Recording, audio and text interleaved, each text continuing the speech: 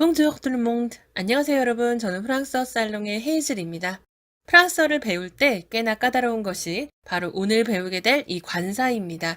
그럼 지금부터 이 관사에 대해서 함께 파헤쳐 보도록 하겠습니다. 먼저 프랑스어 관사는 네 가지로 나눠서 생각할 수 있습니다. 특정하지 않은, 셀 수 있는 명사 앞에 사용하는 부정관사, 특정한 명사 앞에 사용하거나 일반적인 것 내지는 총체적인 것을 말할 때에 붙여 사용하는 정관사, 전치사 느와 아가 정관사 르, 라, 레와 만나면서 축약되어 만들어지는 축약관사, 보통 셀 수 없는 명사의 양적 정도를 나타낼 때 자주 사용하는 부분관사, 이렇게 네 가지로 나뉘어집니다. 관사들은 모두 성과 수에 따라서 형태를 달리합니다. 그렇다면 먼저 부정관사를 살펴보겠습니다.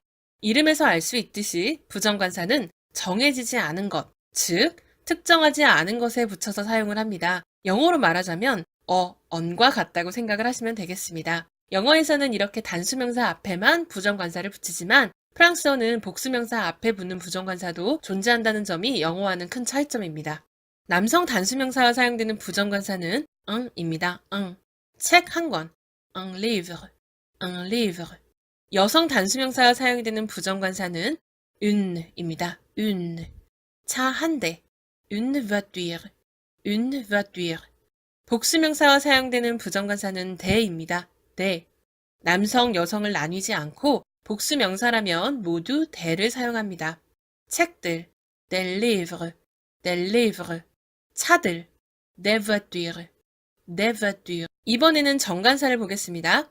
정관사는 반대로 정해진 것에 사용을 하는 관사입니다. 영어의 너를 생각하시면 되겠습니다. 특정한 것, 이미 앞서 이야기했던 것을 다시 언급할 때 주로 사용을 하고요. 이 외에도 일반적인 것을 일컫거나 총체적인 것을 의미할 때 정관사를 붙여 말할 수 있겠습니다. 여기서 말하는 일반적인 것이란 무엇을 의미할까요? 간단합니다. 예를 들어 나는 음악을 좋아한다 라는 표현을 할 때 음악이라는 건 일반적인 걸 의미하겠죠? 어떤 하나의 음악이나 특정한 음악이 아니라 그냥 음악 그 자체, 음악이라는 것을 좋아하는 겁니다. 혹은 나는 비행기를 싫어해 이런 표현을 한다고 해도요. 어떤 하나의 비행기라기보다는 비행기라는 것 자체, 즉 일반적인 비행기를 모두 의미하는 거겠죠? 이런 걸 일반적인 것이라고 말할 수 있겠습니다. 그렇기 때문에 좋아한다, 싫어한다라는 동사는 이렇게 정관사와 함께 그에 해당하는 명사를 보통 표현합니다. 이 부분에 대해서는 다음에 좋아하다, 애매 동사와 싫어하다, 네테스테 동사를 다룰 때 한 번 더 말씀드리도록 하겠습니다.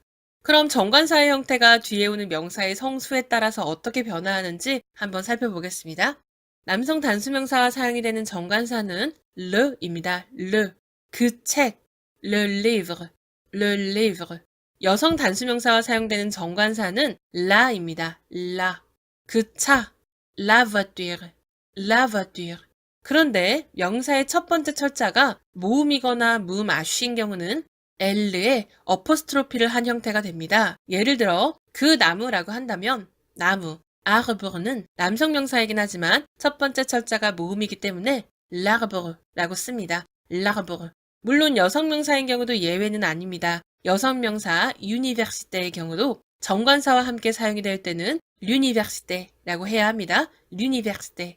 복수명사가 사용되는 정관사는 레입니다. 레. 마찬가지로 남성, 여성을 나뉘지 않고 복수명사라면 모두 레를 사용합니다. 이 경우는 단어의 첫 글자가 모음이더라도 그대로 레를 붙여주시면 됩니다. 그 책들, les livres, les livres. 그 차들, les voitures, les voitures. 그런데 이 정관사는 전치사 느 혹은 아를 만나게 되면 축약관사가 됩니다. 즉 관사가 축약 형태를 취하게 된다는 말이 되겠습니다.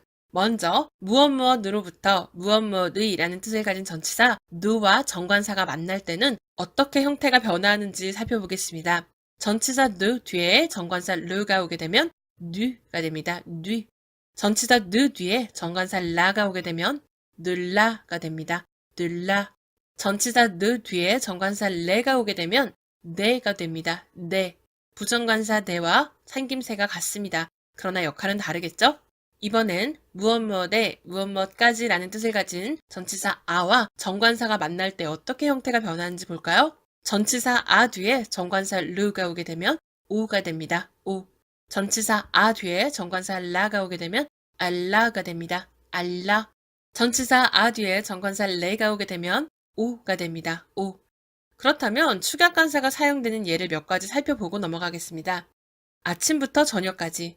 du matin au soir.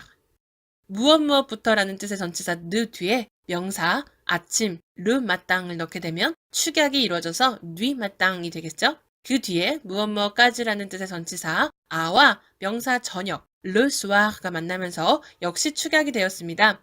au soir. 아침부터 저녁까지. du matin au soir. du matin au soir. 그 남자의 집. La maison de l'homme. 네, 이 경우는 무엇이라는 전치사 no가 사용되었지만 정관사와 만나는 명사가 무음, 아쉬인 경우입니다. 그 때문에 축약관사 형태는 L에 어포스트로피를 한 형태가 되겠죠? La maison de l'homme. 이렇게 되겠네요. 그 남자의 집. La maison de l'homme.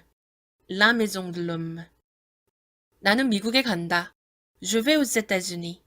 나는 간다. Je vais 뒤에 미국에 라는 표현을 볼까요? 미국은 les États-Unis입니다. 복수형입니다. 그렇기 때문에 무엇에 라는 전치사 a를 만나게 되면 aux États-Unis가 되겠습니다. 나는 미국에 간다. Je vais aux États-Unis. Je vais aux États-Unis. 그럼 이번엔 부분관사를 알아보도록 할게요. 부분관사는 우리에게는 좀 생소한 개념이기 때문에 프랑스어를 이제 막 배우시기 시작하신 분들이 가장 혼란스러워하는 관사이기도 합니다. 그런데 생각보단 어렵지 않습니다. 영어의 some과 비슷한 뜻으로 자주 사용이 됩니다. 보통은 셀 수 없는 명사 앞에 사용이 되면서 약간, 조금, 어느 정도 이런 뜻으로 양적 정도를 나타내주는 역할을 합니다. 먼저 이 부분관사가 명사의 성과 수에 따라 어떻게 변하는지를 살펴본 뒤에 예문을 통해서 더 자세히 알아보도록 하겠습니다. 남성 단수명사와 사용되는 부분관사는 누이입니다. 누. 약간의 빵, 뒤빵, 뒤빵. 여성 단수명사와 사용이 되는 부분관사는 늘라입니다. 늘라. 약간의 샐러드, 늘라 샐라드, 늘라 샐라드. 부분관사 역시 모음으로 시작이 되거나 무음 아쉬로 시작되는 명사와 사용이 될 때는 이런 형태를 취하게 됩니다. 약간의 물, 늘로, 늘로. 복수명사와 사용이 되는 부분관사는 네입니다. 네.